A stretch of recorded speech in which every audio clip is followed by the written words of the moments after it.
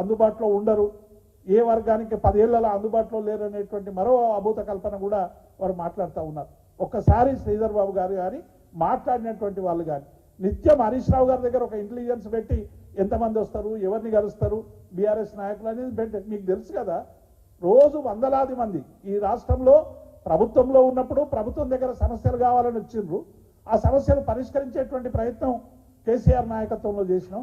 ఇప్పుడు ప్రతిపక్షంలో ఉన్నప్పుడు ఒక బాధ్యతాయుతమైనటువంటి ప్రతిపక్షంగా ఉన్నప్పుడు మేము కూడా అనేక సమస్యలు పరిష్కరించేటువంటి ప్రయత్నం చేస్తూ ఉన్నాం. కాబట్టి మీరు ఇప్పటి వరకు ఈ విషయాలు ఏవి కూడా ఎట్లయిపోయిందంటే ఇవాళ ఈ రాష్ట్రంలో ముఖ్యమంత్రి గారు కలవరు, లేకుంటే ఇంకొక ఆయన కలవరు అని చెప్పి చాలా మాట్లాడింది. ఇవాళ మా స్వయాన భారతీయ రాష్ట్ర సమితి 10 రోజులుగా మేము చీఫ్ సెక్రటరీ అపాయింట్మెంట్ కోసం అడుగుతూ ఉన్నాం.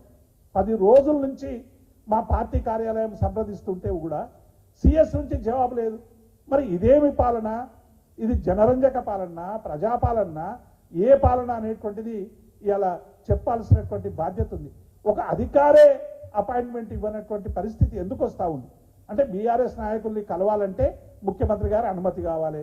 ముఖ్యమంత్రి గారి అనుమతి కావాలంటే ముఖ్యమంత్రి గారికి చీఫ్ సెక్రటరీ మరి చెప్పి పర్మిషన్ తీసుకోవాలన్నా ఏందా మాకు అర్థమైతలేదు. మరి ఎందుకు అపాయింట్మెంట్లు ఇస్తలేరు అంటే ఇక మా సామాన్యులు మా అంగన్వాడీలు ఎక్కడ కలుస్తారు, ఆశాలు ఎక్కడ కలుస్తారు, ఎవరెక్కడ కలుస్తారు. కాబట్టి ఇప్పటికైనా శ్రీధర్ బాబు గారు మీ పారదర్శక పాలన అనేటువంటిది ఆచరణలో చూపించండి. కేవలం చెప్పడం కాదు, మేము అది కూలగొట్టినాం, ఇది కూలగొట్టాం, కూలగొట్టడమే మా పని, నిర్మాణం మా పని కాదనేటువంటి భావన పోకండి. నిర్మాణాలు కూడా చేయండి. కూలగొట్టే పని ఏదైతే చేశారో దాని నిర్మాణాలు కూడా చేయాలి కదా. మీరు ఏ మేనిఫెస్టోలో పెట్టిన ఏ ఒక్క అంశం ఉద్యోగులకు సంబంధించి ఇవాళ మీరు ఏది సిపిఎస్ రద్దు చేస్తామన్నారు, ఇప్పటి వరకు దాని మీద మీకు సరైనటువంటి స్పందన లేదు. 4 డిఏలు కరువు భత్యం పదే అన్ని పెన్షనర్ల సంఘాలు, ఉద్యోగ సంఘాలు డిమాండ్ చేసినాయి. గతంలో అక్టోబర్లో క్యాబినెట్ తీర్మానం చేసి ఒక డిఏ రిలీజ్ చేయమని చెప్పి అడిగితే ఎన్నికల కమిషన్ అనుమతి ఇవ్వలేదు. ఎన్నికల కమిషన్ అయిపోయింది, కోడ్ అయిపోయింది, 4 డిఏలు పెండింగ్ ఉన్నాయి. ఇప్పటి వరకు కరువు భత్యం మీరు ఒక్క కరువు భత్యం కూడా విడుదల ఏమంటే ప్రో ఎంప్లాయీ గవర్నమెంట్, మేము ఫస్ట్కు జీతాలు ఇస్తాం కానీ మిగతా ఏమీ ఇవ్వం. ఇవాళ రిటైర్ అయిన 31 మార్చి నుంచి అనేక మంది ఉద్యోగులు, వేల మంది ఉద్యోగులు రిటైర్ అవుతా ఉన్నారు. ఈ రిటైర్ అయిన ఉద్యోగులకు సంబంధించినటువంటి డబ్బులు గ్రాట్యుటీ కావచ్చు, సరెండర్ లీవ్ కావచ్చు, పెన్షన్కు సంబంధించినటువంటి అంశాలు ఏ ఒక్కటి కూడా ఇవాళ రిలీజ్ చేస్తలేరు.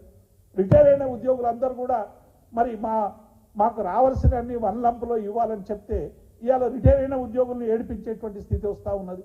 మరి పే రివిజన్ కమిషన్ అక్టోబర్లో వేసిండ్రు, ఆ గడువు అయిపోయింది. ఇప్పటి వరకు ఏప్రిల్కే గడువు అయిపోయింది.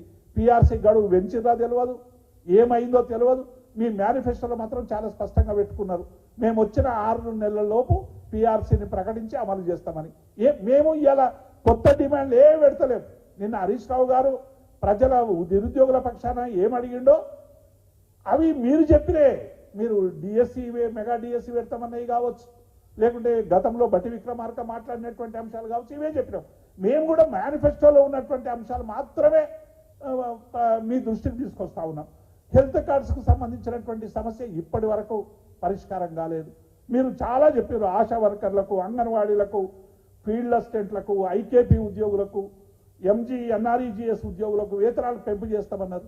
ఏమైంది అంటే ఉద్యోగుల పట్ల కేవలం ఓట్లు వేయించుకోవడానికి వాళ్ళను మీరు ఒక యాంత్రిక మనుషులుగా చూస్తున్నారు తప్ప వాళ్ళ సమస్యలను పరిష్కరించేటువంటి ప్రయత్నం చేయండి. అందుకే మేము డిమాండ్ చేస్తా ఉన్నాం. ఉద్యోగులకు ఇచ్చినటువంటి డిమాండ్లన్నీ కూడా మీరు చెప్పినటువంటి దానికే చెప్పండి అని మేము విజ్ఞప్తి చేస్తా ఉన్నాం. ఇంకొకటి, ఆంధ్రప్రదేశ్లో నిన్న చంద్రబాబు నాయుడు ముఖ్యమంత్రి అయిన తర్వాత వికలాంగుల పెన్షన్లు కానీ ఆసరా పెన్షన్లు కానీ పెంచారు. ఏ మంచి అయినా అమెరికా నుంచి ఆమదాల వలస వరకు, లేకుంటే ఇంకొక అనంతపూర్ వరకు, లేకుంటే భారతదేశంలో ఎక్కడైనా మంచి ఉంటే స్వీకరించాలి.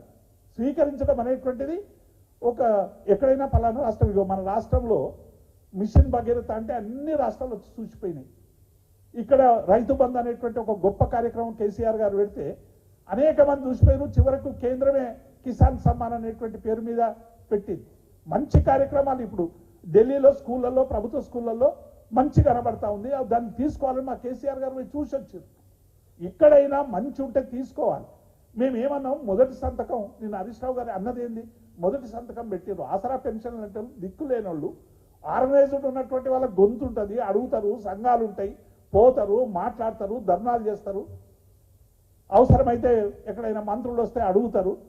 కానీ ఇవాళ గొంతు లేనటువంటి వాళ్ళ ఆసరా పెన్షన్లు మీరే చెప్పారు 2500 నుంచి 4000 చేస్తామని చెప్పి మొదటి సంతకం పెట్టారంటే మేము ఆంధ్రాది మీకు ఉదాహరణ అయిపోయిందని అడుగుతా ఉన్నారు శ్రీధర్ బాబు గారు.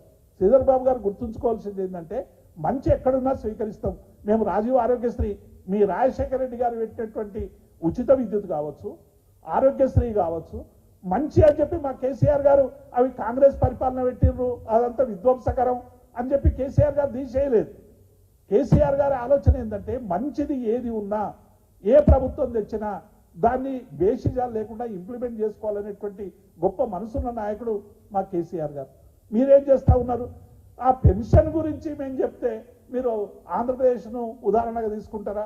మేము తెలంగాణ ప్రజల ఆకాంక్షలు, అవును తెలంగాణ ప్రజల ఆకాంక్షలే అమలు చేయమని డిమాండ్ చేస్తా ఉన్నాం. కాబట్టి